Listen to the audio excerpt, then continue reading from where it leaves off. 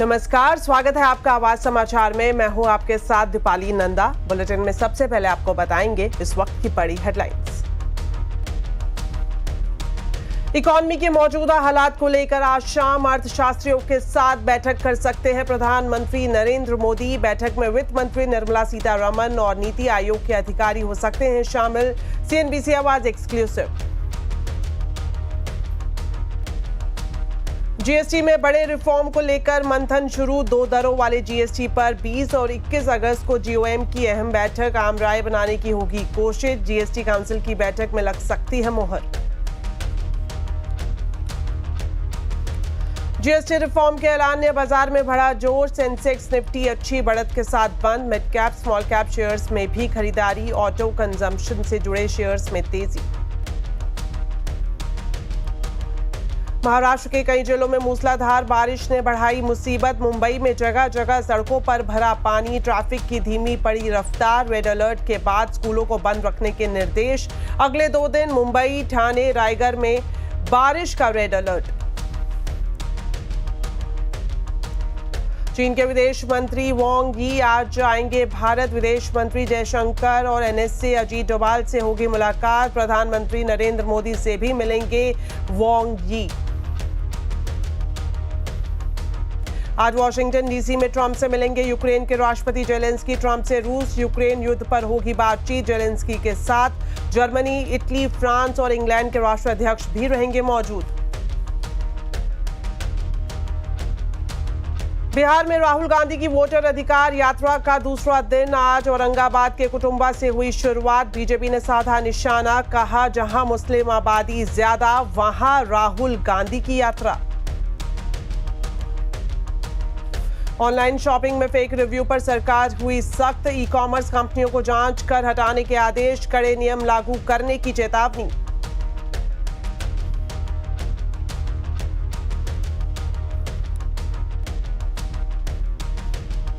तो 2 दरों वाले जीएसटी पर 20 और 21 अगस्त को अहम बैठक होने वाली है। जीएसटी रिफॉर्म को लेकर केंद्र सरकार के प्रस्ताव पर ग्रुप ऑफ मिनिस्टर की बैठक में आम राय बनाने की कोशिश होगी। जीओएम की सिफारिश पर आगामी जीएसटी काउंसिल की बैठक में मुहर लग सकती है। डिटेल्स लेते हैं आलोक प्रियदर्शी से। तो आलोक, बताएं क्या जानकारी आपको मिल रही है। ये जो बैठक है आने वाली जीएसटी की, कितनी अहम साबित हो सकती है, खास तौर पर जो बदलाव का ऐलान किया गया है?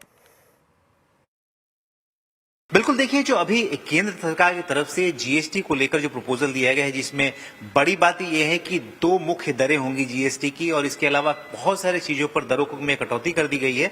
लेकिन इसके लिए सबसे बड़ी जरूरत इस बात की है कि अब जो ग्रुप ऑफ मिनिस्टर्स, जो कि 2 इंपॉर्टेंट ग्रुप ऑफ मिनिस्टर्स है, जिसमें एक रेट रेशनलाइजेशन है और दूसरा हेल्थ इंश्योरेंस और लाइफ इंश्योरेंस वाले ग्रुप ऑफ मिनिस्टर्स है, इसमें आम राय बनाना जरूरी है। हमें सूत्रों से जानकारी मिली है कि 20 और 21 तारीख को जो बिहार के उप मुख्यमंत्री सम्राट चौधरी की अध्यक्षता वाली ग्रुप ऑफ मिनिस्टर से रेशनलाइजेशन की उसकी बैठक होने वाली है। और इसी बैठक में जो केंद्र सरकार की तरफ से, वित्त मंत्रालय की तरफ से जो भी प्रपोजल आए हैं, उस पर सभी जो मेंबर्स स्टेट्स हैं उनके साथ आम राय बनाने की कोशिश होगी। अगर ये आम राय बन जाती है या फिर उसमें थोड़ा बहुत बदलाव होता है, इस सिफारिश को आगामी जीएसटी काउंसिल की बैठक में रखा जाएगा, जहां पर अंतिम मुहर लगने की संभावना है। लेकिन मैं आपको ये भी बता दूं कि सिर्फ एक जीएसटी काउंसिल की बैठक से इतने सारे प्रपोजल पर मंजूरी नहीं मिल सकती। इसके लिए मैराथन जीएसटी काउंसिल की बैठक करनी होगी।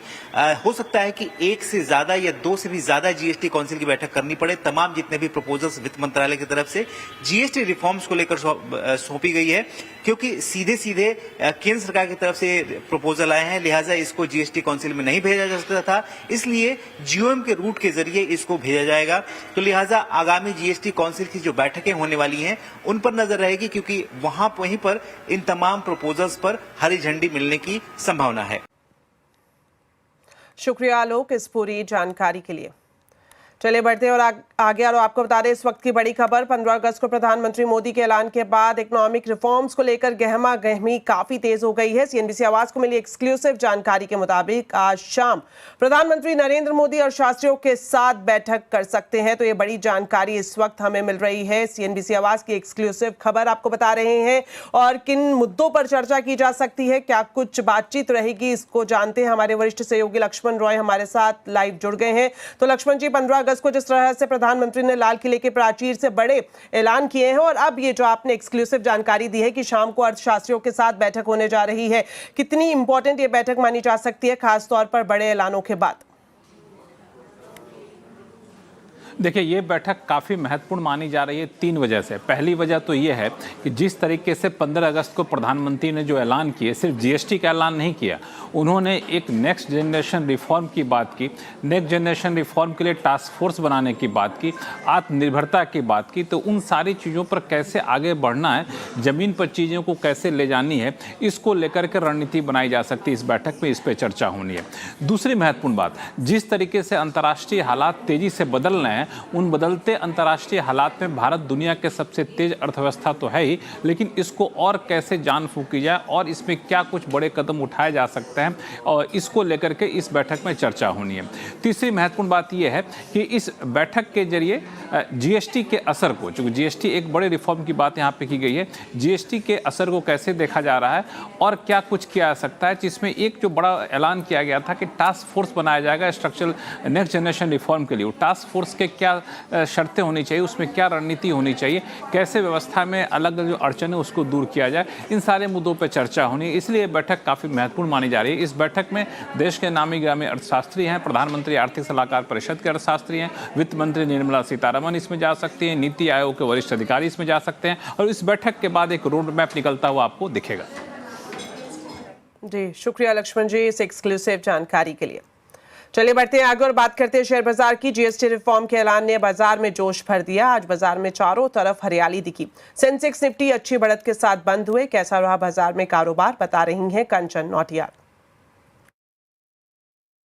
तो हफ्ते का पहला कारोबारी दिन, और जिस तरीके से जीएसटी रिफॉर्म प्रस्ताव को लेकर सरकार ने जीएसटी रेट कट बताया है, उसके चलते बाजार में एक शानदार मूवमेंट आज के सत्र में देखा गया है। Nifty, Sensex, mid cap, banking shares में भी अच्छी खासी जोरदार रैली आज के सत्र में देखने को मिली है। इनफैक्ट बाकी के अगर हम सेक्टर स्पेसिफिक भी बोले तो वहां पे भी जो जोश है हमें अच्छा खासा हायर नोट पे बंद होता हुआ दिखाई दिया है।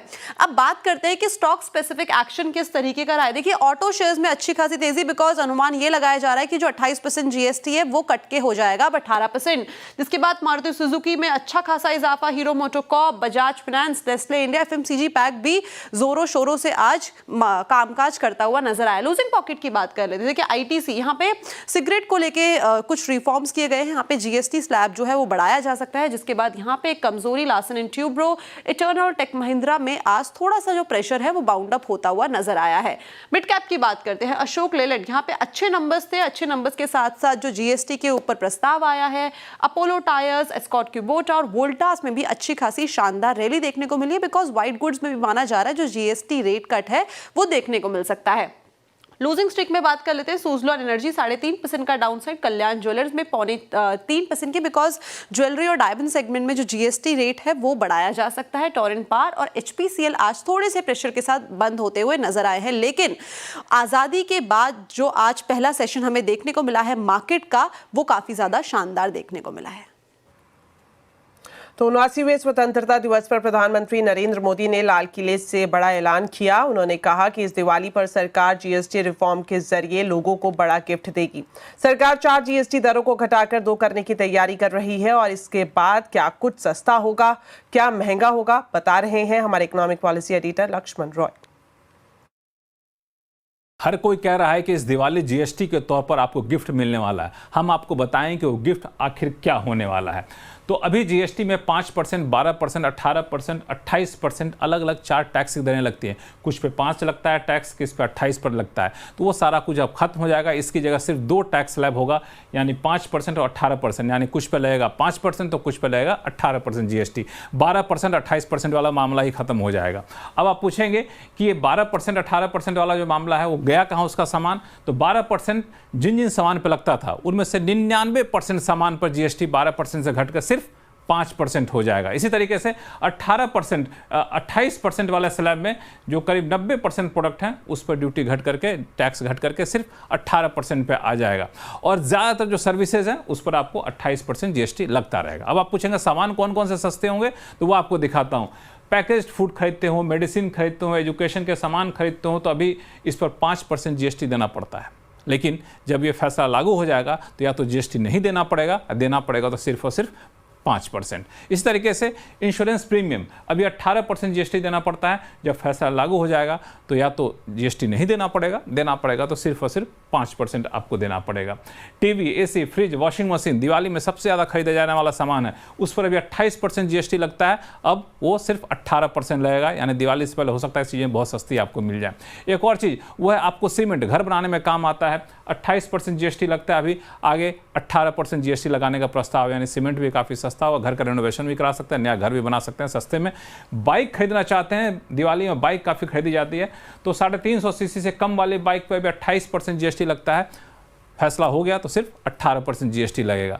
दूसरी तरीके के आपको जो कार है जो 1200 सीसी से कम वाली है, अभी 28% जीएसटी लगता है, ऊपर से सेस अलग से लगता है, लेकिन उस पर घट करके जीएसटी 18% हो जाएगा, अब सेस तो हट ही जाएगा, तो काफ़ी सस्ता वहाँ पे हो जाएगा। इस तरीके से जो कारें हैं, हाइब्रिड पैसेंजर कार 1200 सीसी के पेट्रोल, 1500 सीसी के डीजल वाले, अभी 28% प्लस सेस लगता है, अब आगे चल के सिर्फ 18% लगेगा, सेस का मामला ही खत्म हो जाएगा। लग्जरी कारें एक बड़ी दिलचस्प होती हैं, हर कोई जानना चाहता है, खरीदना चाहता है, तो अभी 28% लग्जरी कारों पर जीएसटी लगता है, सेस लगता है, कुल मिलाकर 50% टैक्स देना पड़ता है, लेकिन सेस वेस तो खत्म हो जाएगा, सिर्फ 40% टैक्स देना पड़ेगा, लग्जरी कार भी थोड़ी सस्ती हो जाएगी। अब ऑनलाइन गेमिंग के लिए 28% की बजाय 40% लगेगा, उसमें कोई मुरव्वत सरकार नहीं देना चाहती है, तो ये बिल्कुल साफ कर लीजिएगा। और जो सिन गुड्स है जिससे स्वास्थ्य को बड़ा नुकसान होता है, उसमें 28% प्लस सेस और दूसरे टैक्स लगते हैं, मोटा मोटी उतने ही लगेंगे, 40% के आसपास। ज्वेलरी खरीदने जाएंगे दिवाली में तो जीएसटी में कोई बदलाव नहीं होगा, 3% की तरह 3% ही लगता रहेगा। चले बढ़ते हैं आगे और आपको एक इंटरेस्टिंग खबर बताते हैं। फेक रिव्यूज से जुड़ी हुई ऑनलाइन शॉपिंग करते वक्त अक्सर आप और हम कस्टमर रिव्यू पढ़कर खरीदारी का फैसला ले लेते हैं, लेकिन प्रोडक्ट मिलने के बाद कई बार ऐसा लगता है कि जो रिव्यू हम और आपने पढ़े वो पूरी तरह से गड़बड़ थे। लेकिन अब कंज्यूमर अफेयर्स मंत्रालय के पास जो लगातार शिकायतें बढ़ती आ रही है, इसे लेकर उस पर शिकंजा कसने जा रही है और इसी सिलसिले में ई-कॉमर्स कंपनियों के लिए नया आदेश भी जारी किया गया है मंत्रालय की तरफ से। डिटेल्स ले लेते हैं असीम मनचंदा से। तो असीम, बताएं फेक रिव्यूज को लेकर जो सख्ती की बात कंज्यूमर अफेयर मंत्रालय ने की है, क्या कुछ कार्रवाई की जा सकती है ई-कॉमर्स कंपनियों के खिलाफ? अभी आप किसी ई कॉमर्स कंपनी के ऊपर शॉपिंग करते हैं या फिर खाना ऑर्डर करते हैं तो आप उसकी रेटिंग और रिव्यू के ऊपर बहुत ज्यादा ही भरोसा करते हैं, लेकिन अक्सर ये देखा गया है कि ये रेटिंग या तो पेड होती है या फेक होती है। इसको लेकर के जो कंज्यूमर मंत्रालय है उसने कई सारी गाइडलाइंस भी इशू की हुई है, लेकिन ये पूरी तरह से वॉलंटरी है।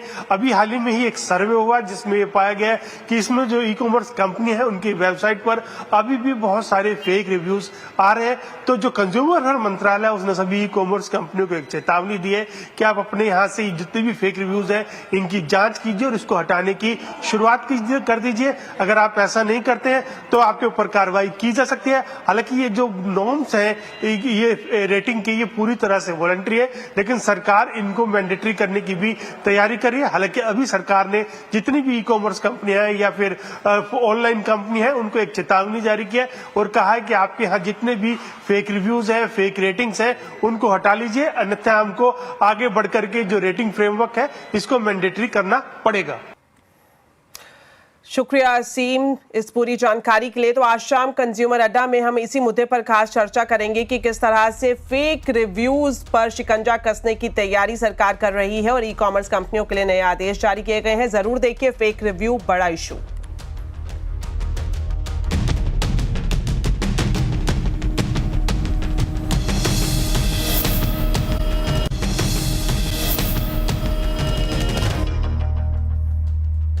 ब्रेक के बाद आपका स्वागत है। अब खबर मुंबई से, जहां पिछले 3 दिनों से हो रही मूसलाधार बारिश ने जनजीवन अस्त व्यस्त कर दिया है। मुंबई में जगह जगह सड़कों पर पानी का सैलाब है। तेज बारिश की वजह से कई जगह ट्रैफिक जाम देखने को मिल रहा है। लोगों को आने जाने में परेशानी का सामना करना पड़ रहा है। इस वक्त आप तस्वीरों में देख सकते हैं कि किस तरह से विले पार्ले से लेकर सायन के गांधी मार्केट तक जगह जगह गाड़ियां फंसी हुई नजर आ रही हैं। रेलवे ट्रैक पर भी पानी भरने से लोकल ट्रेनों की आवाजाही पर असर पड़ा है। कई लोकल ट्रेनें ऐसी हैं जो देरी से चल रही हैं। वहीं दूसरी तरफ कुर्ला, सायन, किंग सर्कल्स, हिंदमाता, अंधेरी, परेल में कुछ जगह घुटनों तक पानी जमा हो गया है। बारिश की वजह से अंधेरी सबवे को बंद करना पड़ा। मौसम विभाग ने आज मुंबई में आज और कल दोनों दिनों के लिए भारी बारिश का रेड अलर्ट जारी किया है। साथ ही राज्य के कई जिलों में भी रेड अलर्ट जारी किया गया है। मुंबई के सभी स्कूल और कॉलेजेस भारी बारिश की वजह से बंद है। यहाँ पर अगर देव को मैं बोलूंगा कि थोड़ा जल्दी आए और साफ तौर पे देखे कि घुटनों तक ये पानी यहाँ पर भर चुका है। हम यहाँ पे मौजूद है, देखिए इस लेवल तक जो है वो पानी आ चुका है और यही वजह है कि जगह जगह देखिए कितनी महंगी महंगी गाड़ियां हैं। ये मर्सिडीज है और मर्सिडीज की हालत देखिए किस तरीके से जो पानी में है वो आधी से ज्यादा डूबी हुई है और खराब हो चुकी है। अब इसे निकालने की वजह से जो लोग हैं वो मशक्कत पड़ रही है कि किसी तरीके से मर्सिडीज को ठीक किया जाए और बाहर निकाला जाए। वहीं दूसरी तरफ ये देखिए ये सोसाइटी है एवरशाइन पार्क। एवरशाइन पार्क के अंदर जो 2 व्हीलर 4 व्हीलर है वो आधे से ज्यादा डूबे हुए हैं। तो आप नजारा देख सकते हैं कि ये मुंबई के जो पॉश इलाका है अंधेरी वेस्ट वीरा देसाई, ये उस जगह का है जहां पर इसको बहुत पॉश सोसाइटी है, पॉश इलाका माना जाता है। वहां पर इस तरीके के हालात हैं कि आधे से ज्यादा जो सोसाइटी है वो पानी में डूबी हुई है। लोगों को बहुत ज्यादा दिक्कतों का सामना करना पड़ रहा है। अगर मैं देखिए अंदर आके दिखाऊं कि 4 व्हीलर 2 व्हीलर किस तरीके से आधे से ज्यादा जो है वो गाड़ियां यहाँ पे डूबी हुई हैं। कमर तक का जो पानी है वो यहाँ तक सामने आप देख सकते हैं कि गाड़ियां पूरी डूबी हैं। अभी हालत ऐसी हो गई है कि जो लोग ग्राउंड फ्लोर पर मौजूद हैं उनके घरों तक अब अंदर पानी जा रहा है। आपको बताएं कि मौसम विभाग ने पहले ही रेड अलर्ट घोषित कर दिया है। अगर इसी तरीके से जो बारिश है वो कंटिन्यू रही तो जो जलस्तर है पानी का, अगर मैं कैमरे में खोलूंगा व्हाइट शॉट आपको उनको दिखाए किस तरीके से जो कमर तक जो है घुटने के ऊपर तक पानी पूरे से भर चुका है। अगर इस तरीके से बारिश कंटिन्यू रही तो बारिश जो है वो और भी हाहाकार मचा सकती है मुंबई में। फिर से मैं आपको एक तस्वीर दिखाना चाहूंगा कि आप दूसरी तरफ देखिए जो मेन रोड है वो जो है अब पूरी तरीके से नदी में तब्दील हो चुकी है। एमएनएस के कार्यकर्ता यहाँ पे पहुंचे, उन्होंने भी विरोध प्रदर्शन किया और उन्होंने भी साफ तौर पे कहा कि इस तरीके के बीएमसी जिसका बजट 75,000 करोड़ सालाना होता है, उस शहर की अगर ऐसी हालत होगी तो उसका जिम्मेदार कौन होगा। और बड़ी बड़ी गाड़ियां जो है वहाँ पे खराब पड़ चुकी हैं। ट्रैफिक वजह से हॉल्ट कर दिया गया है। वो देखिए वहां से अगर दिखाऊं मोबाइल से पूरी ट्रैफिक को हॉल्ट करके रखा हुआ है। तो मुंबई के बाद अब बात करते हैं दिल्ली एनसीआर की, जहां लगातार बारिश हो रही है। दिल्ली में यमुना नदी का जलस्तर लगातार बढ़ता जा रहा है। बढ़ते जलस्तर ने बाढ़ का खतरा पैदा कर दिया है। अगले 2 दिनों में नदी का जलस्तर खतरे के निशान से ऊपर जा सकता है। सिंचाई और बाढ़ नियंत्रण विभाग की एडवाइजरी के मुताबिक 19 अगस्त की रात तक यमुना का जलस्तर 206 मीटर से ऊपर पहुंच सकता है। यमुना तट पर रहने वाले लोगों को वहां से हटाने के भी निर्देश दिए गए हैं। इसके साथ ही दिल्ली में आज आंधी तूफान और बारिश की भी चेतावनी जारी की गई है। चलिए बढ़ते हैं आगे और आपको बता दें, भारत चीन संबंधों को लेकर आज का दिन काफी अहम है। चीन के विदेश मंत्री वांग यी आज भारत के दौरे पर हैं, जहां वो प्रधानमंत्री नरेंद्र मोदी, विदेश मंत्री एस जयशंकर और राष्ट्रीय सुरक्षा सलाहकार अजीत डोभाल से मुलाकात करेंगे। गलवान झड़प के बाद यह उनकी दूसरी यात्रा होगी, जो रिश्तों को सामान्य करने की दिशा में एक बड़ा कदम माना जा रहा है। इस दौरे के दौरान भारत चीन सीमा वार्ता के 24वें दौर पर चर्चा होगी और प्रधानमंत्री मोदी की आगामी चीन यात्रा की रूपरेखा भी तय की जा सकती है। दूसरी तरफ वाशिंगटन डीसी में आज एक बेहद अहम मुलाकात होने वाली है। यूक्रेन के राष्ट्रपति जेलेंस्की और अमेरिकी राष्ट्रपति डोनाल्ड ट्रंप यूरोपीय नेताओं की मौजूदगी में आमने सामने बैठेंगे।